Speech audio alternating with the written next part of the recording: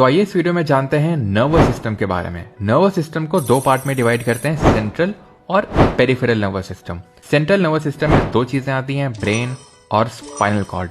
Brain को भी further तीन पार्ट में डिवाइड करते हैं, फोर ब्रेन, मिड ब्रेन और hind brain.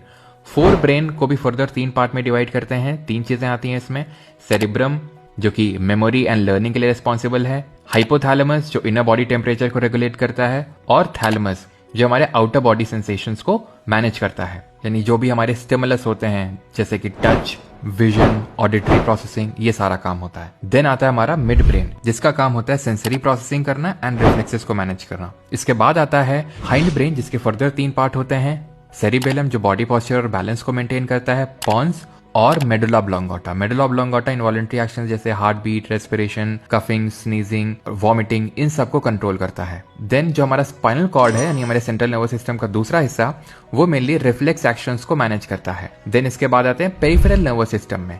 Peripheral nervous system जितनी भी हमारी नर्व्स हैं, क्रेनियल नर्व्स जो 12 हैं पेयर्स में जो कि हमारे ब्रेन से निकलती हैं, और स्पाइनल नर्व्स जो टोटल 31 है पेयर्स में। ये पूरा जो नर्व्स का सिस्टम है इसी को ही हम पेरिफेरल नर्वस सिस्टम बोलते हैं। ये फर्दर दो पार्ट में डिवाइडेड होता है, automatic nervous system and somatic nervous system. Somatic वो जो हम कंट्रोल कर सकते हैं, हमारे कंट्रोल में है, और ऑटोमेटिक वो जो हमारे कंट्रोल में नहीं है, यानी ऑटोमेटिक हो रहा है। इसको भी फर्दर हम दो पार्ट में डिवाइड करते हैं, सिंपैथेटिक नर्वस सिस्टम और पैरासिम्पैथेटिक नर्वस सिस्टम। सिंपैथेटिक को हम फ्लाइट और फाइट रेस्पॉन्स भी बोलते हैं, जब कोई एक ऐसी सिचुएशन आती है जहां हमें तुरंत एक्ट करना है, लाइक फॉर एग्जाम्पल रात के अंधेरे में आपको कुछ अजीब सी आवाज सुनाई दे। और वहीं parasympathetic nervous system rest and digest system होता है, जो तब एक्टिवेट होता है जब हमारी बॉडी बहुत ही रिलैक्स्ड होती है।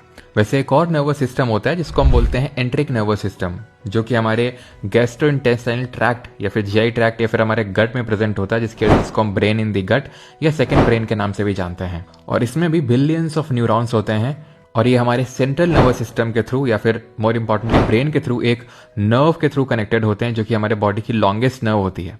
उस नर्व का नाम आपको कमेंट से बताना है। Thank you.